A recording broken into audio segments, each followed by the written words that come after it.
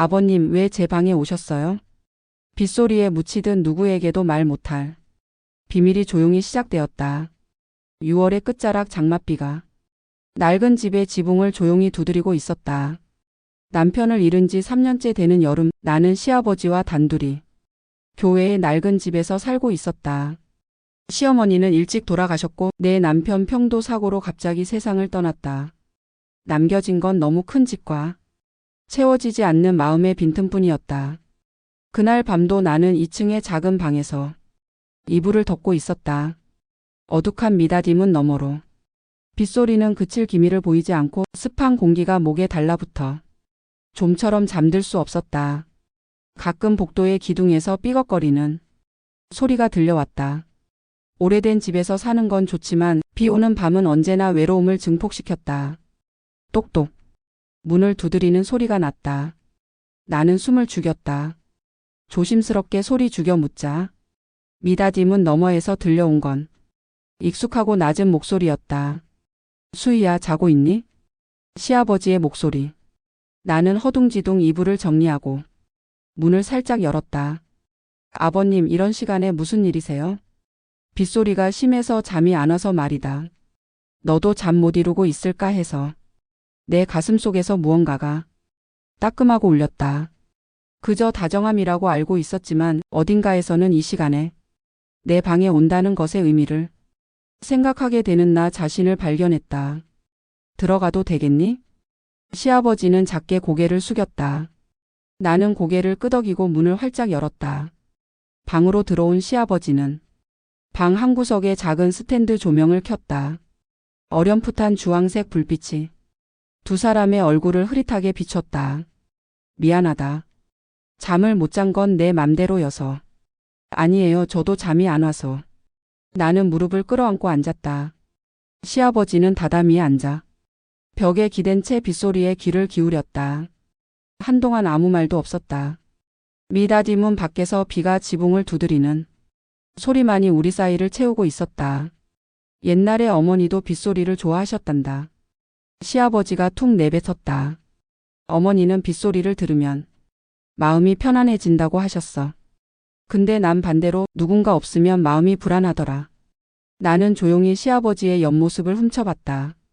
나이보다 조금 젊어 보이는 그 옆모습이 한순간 쓸쓸하게 흔들렸다. 저도 비슷해요. 저도 혼자 빗소리를 들으면 자꾸만 생각나서 잠이 안 오더라고요. 평이 말이지? 네. 근데 요즘은 그것뿐만이 아니라 말을 잇다 말고 나는 입을 다물었다.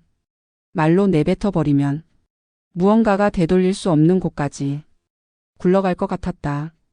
시아버지는 아무 말 없이 그저 천천히 숨을 내쉬었다. 빗소리가 조금 더 거세졌다. 후두득 후두득. 마치 내 심장 소리를 감춰주는 것만 같았다. 어머니가 돌아가시고 평이도 없어지고 난 아무것도 남지 않았다고 생각했다. 수희야.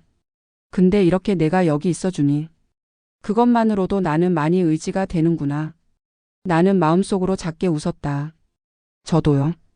아버님이 계셨으니까 제가 아직 여기서 살 수 있어요. 어느새 서로의 시선이 마주쳤다. 다정함 그 이상, 하지만 연인 미만의 미묘한 거리감. 내 어깨에 걸린 머리카락을 시아버지가 조용히 쓸어주었다. 손끝이 목덜미에 닿았을 때 심장이 쿵 하고 내려앉았다. 빗소리가 그 소리를 삼켜준다. 춥지는 않니? 조금요. 시아버지는 일어나 벽장에서 이불 한 채를 꺼냈다. 그리고는 그대로 내 등 뒤에 조용히 덮어주었다.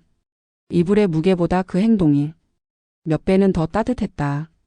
감사합니다. 시아버지의 손이 아직 내 어깨에 있었다. 수희야. 이름이 불렸을 뿐인데 가슴속이 꽉 조여오는 듯 했다. 혹시 이렇게 내 방에 오는 것이 누군가에게 이상하게 보일까? 누구에게요? 내가 대묻자 시아버지는 살짝 웃었다. 그러게 누구라고 할 것도 없구나. 그저 나 자신이 나를 가장 먼저 책망할 것 같아서. 나는 고개를 흔들었다. 책망하지 않아요. 저도 싫지 않으니까요. 비가 모든 것을 감싸 주었다. 우리의 비밀은 아직 이름도 형태도 없었지만 분명히 이날 밤부터 시작되고 말았다. 미닫이 문 너머의 빗소리는 그치기는커녕 점점 더 강해지고 있었다. 시아버지가 내 방을 나간 건 하늘이 희미하게 밝아오기 전이었다. 나는 이불 속에서 덮어둔 이불의 무게를 느끼며 내내 눈을 감고 있었다. 아무 일도 없었다. 아무 짓도 하지 않았다. 하지만 그 거리, 그 공기는 더 이상 가족의 밤이 아니었다. 아침에 눈을 뜨니 비는 보슬보슬 내리고 있었다. 나는 작은 거울 앞에서 머리를 빗으며 어제 자신의 떨리던 목소리를 떠올렸다. 누구에게도 말할 수 없다. 하지만 말할 수 없기에 마음속으로는 몇 번이고 다시 생각하게 된다. 그때 시아버지가 이름을 부른 순간 등에 덮어준 이불의 온도, 닿을 듯 말 듯한 손끝, 모든 것이 비가 숨겨준 비밀이었다. 아래층으로 내려가니 부엌에서 칼질하는 소리가 들렸다. 시아버지는 일찍 일어나 내 목까지 아침 식사를 준비하고 있었다. 좋은 아침. 안녕하세요. 시선이 마주치는 순간 두 사람 모두 똑같이 눈을 피했다. 어젯밤 일을 기억하고 있다. 그것만으로도 충분했다. 식탁 위 된장국에서 피어오르는 김이 평소보다 멀게 느껴졌다. 비 내리던 밤에 녹아버린 경계선이 아침 햇살 아래서 다시 형태를 되찾으려 한다. 하지만 내 마음은 이미 되돌릴 수 없었다. 오늘은 비가 그칠 것 같네요. 그러게. 오후에는 갠다고 하던데. 시아버지의 목소리는 잔잔했지만 그 안에는 어제까지는 없던 작은 망설임이 배어 있었다. 나도 마찬가지였다. 다시 한 번만이라도 그때 그 거리로 돌아갈 수 있다면.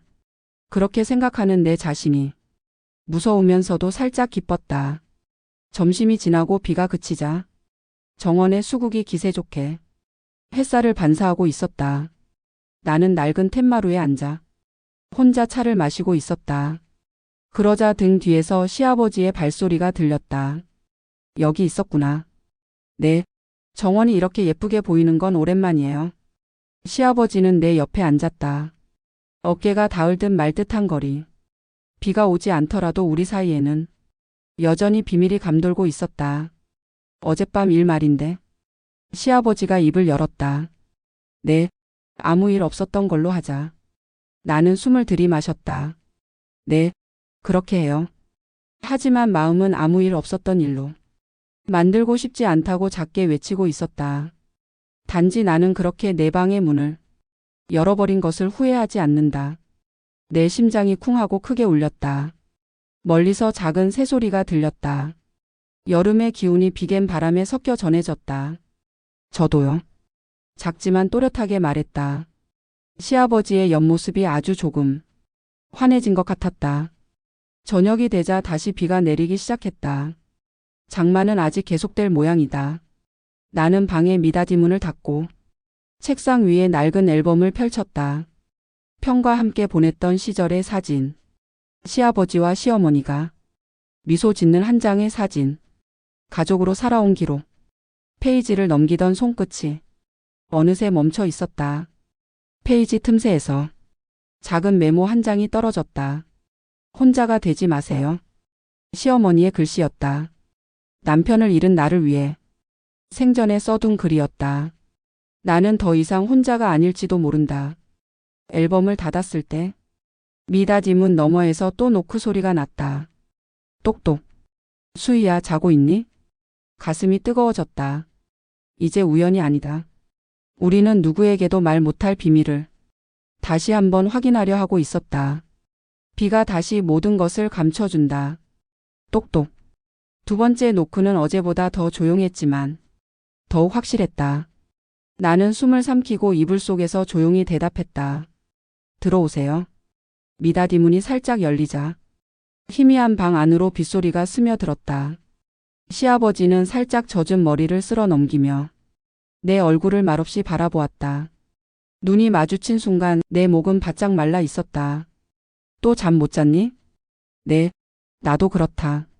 그것뿐인 대화인데도 우리 사이에는 이미 누구에게도 말 못할 무언가가 감돌고 있었다. 시아버지는 문을 닫고 어제와 같은 자리에 내 이불 곁에 앉았다. 방 안 스탠드 조명이 두 사람의 그림자를 문에 드리웠다. 빗소리가 그것을 감싸듯 계속되었다. 수희야, 춥진 않니? 괜찮아요. 나는 대답하면서 무릎 위에 손끝을 응시했다.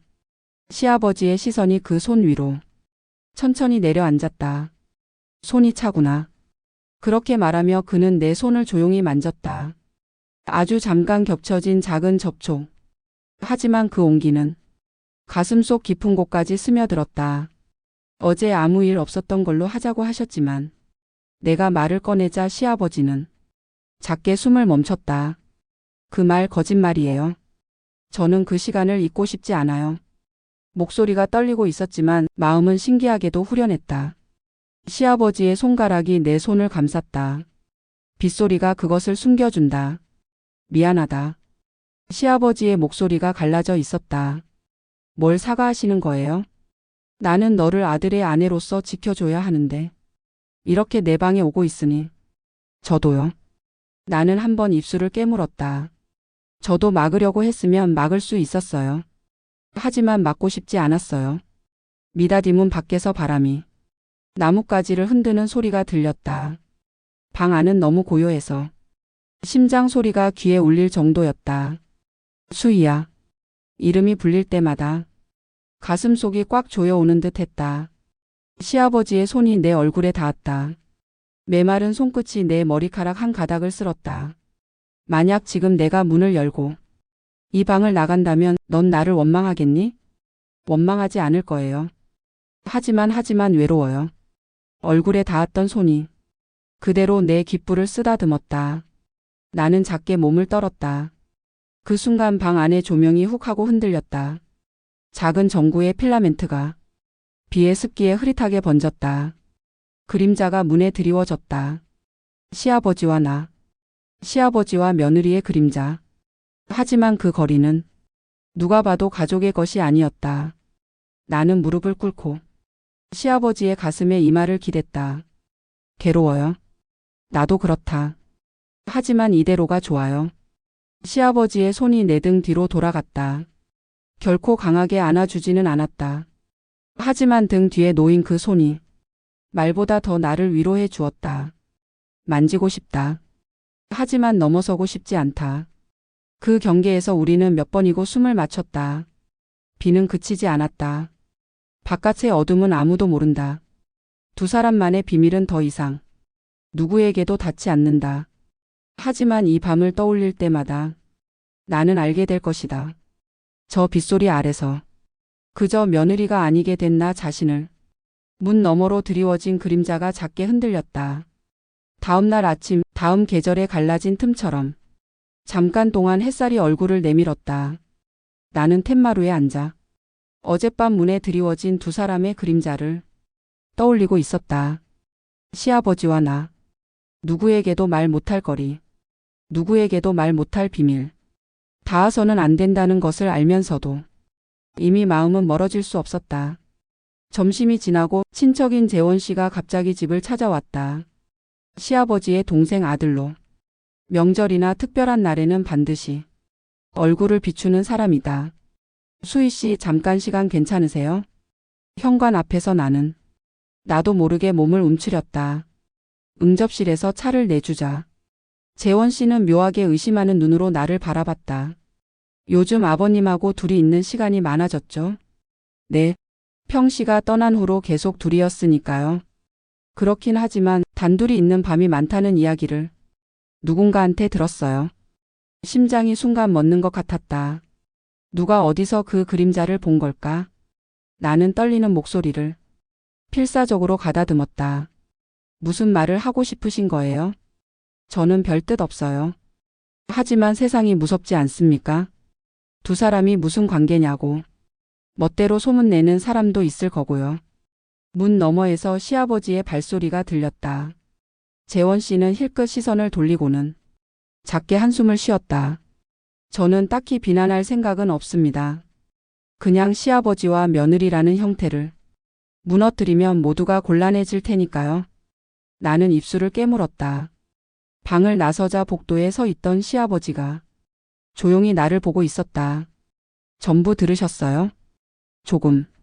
작은 복도에 두 사람의 그림자가 길게 뻗어 있었다. 더 이상 비밀로 남을 수 없을지도 모른다. 어딘가에서 그렇게 생각했다. 누군가에게 들킨 걸까요? 그러게. 어젯밤 텐마루를 지나던 누군가가 그림자를 봤을지도 모르지. 시아버지의 목소리는 어딘가 홀가분한 듯 담담했다. 하지만 그 속에는 희미하게 배어 나오는 결심이 있었다. 그날 밤 다시 비가 내리기 시작했다. 내 방의 문은 노크되지 않았다. 대신 나는 미닫이 문을 열고 시아버지의 방 앞에서 멈춰섰다. 문을 두드리는 손끝이 떨렸다. 하지만 이제 멈춰야 할 이유가 없었다. 똑똑. 수인이? 안에서 낮은 목소리가 들렸다. 문을 열자 시아버지는 이불 위에 등을 보이고 앉아 있었다. 나는 작게 한숨을 내쉬었다. 와버렸네요. 시아버지는 돌아보며 작게 웃었다. 오지 않을 줄 알았다. 저도 오지 않아야 했어요.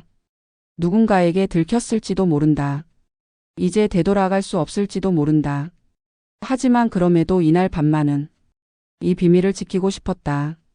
누가 뭐라고 해도 제가 결정한 일이에요. 작은 목소리로 그렇게 말하자 시아버지는 이불 한 귀퉁이를 내게 내밀었다. 옆에 앉아 두 사람의 숨결이 작게 겹쳐졌다. 비가 다시 우리를 숨겨준다.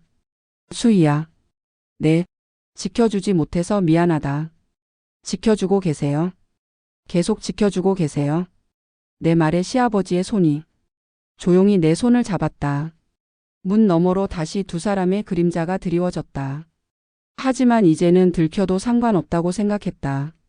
누군가에게 무슨 말을 들어도 더 이상 숨길 수 없다 해도 이 빗소리만은 끝까지 우리의 비밀을 지켜줄 것이다. 나는 시아버지의 어깨에 조용히 머리를 기댔다. 비 오는 밤은 신기하네요. 응, 신기하구나. 두 사람만의 비밀은 더 이상 되돌릴 수 없는 거리로 바뀌어 있었다. 하지만 누구에게도 말할 수 없기에 이 다정함은 분명히 여기에 있었다. 빗소리는 어젯밤보다 조용했다. 하지만 내 가슴 속에서는 내내 작은 폭풍이 멈추지 않았다. 시아버지의 방문을 열어버린 나 자신, 그때의 한 발짝이 지금까지 지켜온 것을 바꿔버렸다. 하지만 후회는 없었다. 누구에게도 말할 수 없어도 이 거리는 거짓이 아니었으니까. 그날 밤부터 나와 시아버지는 말을 줄였다. 부엌에 나란히 서서 식사를 만들 때도, 정원의 수국에 물을 줄 때도, 눈이 마주치면 피하고, 말을 걸어도 금방 끊겼다. 하지만 밤만은 달랐다. 비가 올 때마다 나는 조용히 문을 두드렸다. 시아버지 방의 불빛 아래 어깨를 나란히 하고 앉아 아무 일도 일어나지 않은 채 무언가가 자라나는 것을 두 사람이 함께 느끼고 있었다. 어느 날 밤 비는 오지 않았지만 나는 문을 두드렸다. 똑똑. 수인이? 낮고 갈라진 목소리. 네. 비도 안 오는데 죄송해요. 문을 열자 시아버지는 이불 위에서 나를 보고 있었다. 비가 안 와도 오는구나. 그 목소리에 나는 미소 지었다. 네. 비 탓을 할 수 없는 밤도 이제는 원하게 되었어요. 시아버지의 눈이 작게 흔들렸다. 이불 한 귀퉁이에 앉아 숨결이 겹쳐졌다. 미닫이 문 밖은 너무 고요해서 무서울 정도였다. 빗소리는 더 이상 아무것도 숨겨주지 않는다. 그래서 우리는 서로의 숨소리에 귀를 기울였다. 되돌아갈 수 없겠구나. 시아버지가 툭 내뱉었다. 네, 더 이상 돌아갈 생각도 없어요. 내 목소리가 다른 사람의 것처럼 떨리고 있었다. 시아버지의 손이 내 얼굴에 닿았다. 메마른 손끝이 조용히 머리카락을 쓸었다. 그날 밤과 똑같았지만 오늘 밤은 넘어서 버릴지도 모른다. 마음이 그렇게 외치고 있었다. 아버님. 수희야. 이름이 불리자 눈물이 핑 돌았다. 무엇을 잃어도 상관없다. 이 밤만은. 시아버지의 손이 내 어깨에 놓였다. 아주 살짝 떨리고 있는 것이 느껴졌다.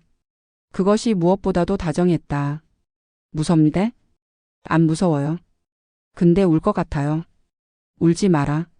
내가 울면 아무것도 할 수 없게 된다. 작게 웃는 시아버지의 목소리에 내 목에서 한숨이 터져 나왔다. 그때 현관벨이 울렸다. 현실로 되돌아가는 소리. 두 사람은 어깨를 움츠렸고 순식간에 열기가 식어버렸다. 현관에 서 있던 사람은 또 재원 씨였다. 죄송해요. 이 밤중에 잠깐 이야기 좀 할 수 있을까요? 시아버지와 나는 서로를 쳐다봤다. 누구에게도 말 못할 비밀이 마치 현관 틈새에서 스며 나오는 것 같았다. 응접실에 앉아 재원 씨는 조용히 입을 열었다. 솔직히 말씀드릴게요. 동네 사람들이 그 집 어떻게 된 거냐고 뒤에서 이야기하고 있습니다. 시아버지는 아무 말도 하지 않았다. 저는 딱히 상관없다고 생각해요. 하지만 시아버지와 며느리가 밤마다 방을 오간다는 소문 좋을 리가 없잖아요. 내 무릎 위에서 손끝이 작게 떨렸다. 재원 씨의 눈은 다정한 것 같으면서도 어딘가 차가웠다. 수희 씨 이대로 가면 전부 당신이 책망 받을 거예요. 알고 있어요. 하지만 멈출 수 없었어요. 나는 시아버지를 쳐다봤다. 시아버지의 눈동자에는 나를 지켜주고 싶은 마음과 아무것도 할 수 없는 무력함이 뒤섞여 있었다. 이제 오지 말아야 할까요? 재원 씨가 돌아간 후 나는 미닫이 문 너머에 굳게 서 있었다. 시아버지는 말없이 이불 위에서 나를 보고 있었다. 내가 정해라. 나는 어느 쪽이든 상관없다. 어느 쪽이든 상관없다는 건 거짓말이다. 하지만 그 거짓말이 나를 아주 조금 침착하게 만들었다. 이제 오지 않을게요. 그렇게 말했지만 내 목소리는 떨리고 있었다. 비는 오지 않았다. 그래서 빗소리가 없는 밤이 가장 괴로웠다. 비는 한동안 오지 않았다. 나와 시아버지는 서로의 방을 오가는 것을 멈췄다. 누군가에게 소문이 돌고 있다는 것을 알았기 때문. 그리고 무엇보다 더 이상 비밀을 키워나가는 것이 두려웠기 때문. 하지만 마음속의 빗소리만은 언제까지나 멈추지 않았다. 어느 날 나는 혼자 툇마루에 앉아 있었다. 정원의 수국은 이미 빛이 바래고 다음 계절을 기다리고 있었다. 그날 밤들을 떠올릴 때마다 가슴속이 따뜻해지거나 따끔하게 아프기도 했다. 누구에게도 말하지 못한 채 하지만 지울 수 없는 마음. 문 너머에서 시아버지의 발소리가 들렸다. 춥진 않니? 그리운 목소리. 돌아보니 시아버지가 조용히 나를 바라보고 있었다. 괜찮아요. 그렇구나. 단지 그것뿐인 대화인데도 가슴속이 다시 시끄러워졌다. 그날 밤 아무것도 하지 않았다. 하지만 아무것도 없었던 것으로는 할 수 없다. 며느리로 계속 살아가기 위해서는 이 비밀을 봉인하는 수밖에 없었다. 하지만 그러고 싶지 않아도 도저히 봉인할 수 없었다. 며칠 뒤 친척 재원 씨가 또다시 집을 찾아왔다. 수희 씨 아버님을 부탁해요. 네, 가족으로 있어주세요. 어떤 소문이 돌아도 마지막에 남는 건 가족이니까요. 그 말을 듣고 가슴속에서 작은 무언가가 무너졌다. 나와 시아버지는 언제까지 가족으로 남을 수 있을까? 그날 밤 비가 다시 내리기 시작했다. 장마의 끝을 알리는 듯한 부드러운 빗소리였다. 나는 문 앞에서 굳게 서 있었다.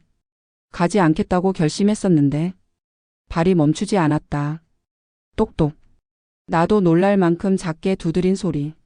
문이 열리자 시아버지가 그곳에 있었다. 왔구나. 네. 말은 그것뿐이었다.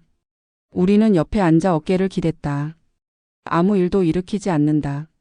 하지만 무언가가 이미 되돌릴 수 없는 곳까지 왔다는 것을 서로가 알고 있었다. 언젠가 누구에게 전부 말할 수 있는 날이 올까요? 내가 묻자 시아버지는 작게 웃었다. 오지 않을 것 같구나. 그렇겠죠. 두 사람이 똑같은 말을 입에 담고 작게 웃었다. 말로 꺼내니 오히려 마음이 가벼워진 듯 했다.